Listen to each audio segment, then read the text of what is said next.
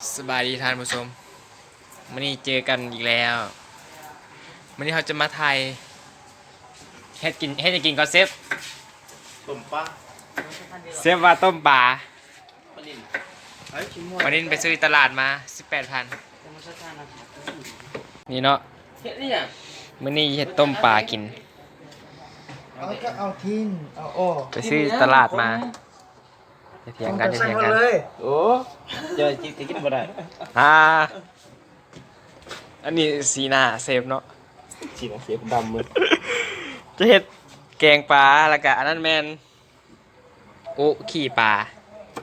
จะเป็นอันนั้นจะแซ่บจะนัวกันหาซิมไปนำกันเด้อ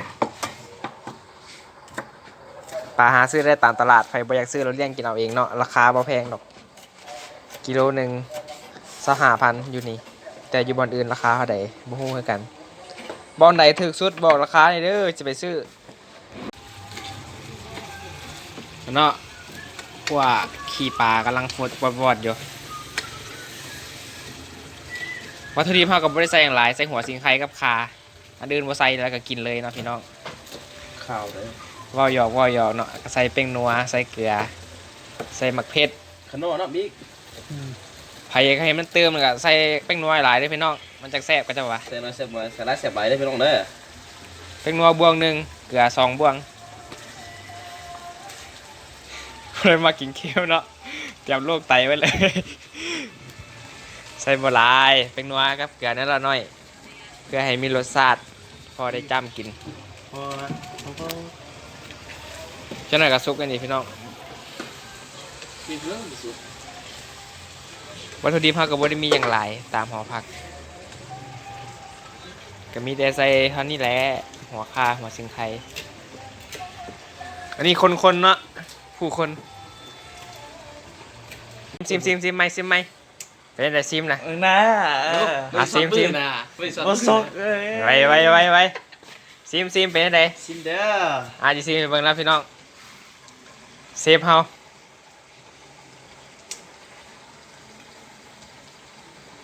พอนเลยเป็นรสชาติใส่มาเพกอีเลยรสชาติเผ็ดว่าซั่นใส่แหว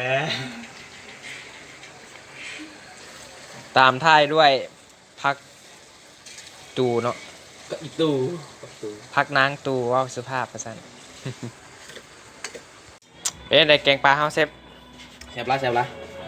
อันนี้มันแจ่วจ้ำเนาะแจ่วจ้ำพี่น้องจะมาใกล้ๆจะได้กินละแกงปลาแซ่บๆข้าวบ่แซ่บบ่เห็ดแซ่บอย่างเดียวบ่มีข้าวมาบ่แซ่บไปพูดซะตามมากินแล้ววันนี้กินแล้วตักเลยกินเลยแล้วแหละถือว่าซับสิ้นเสร็จสิ้นไปมื้อนี้แกงปลาแจ่วปูขี้ปลากินจังได้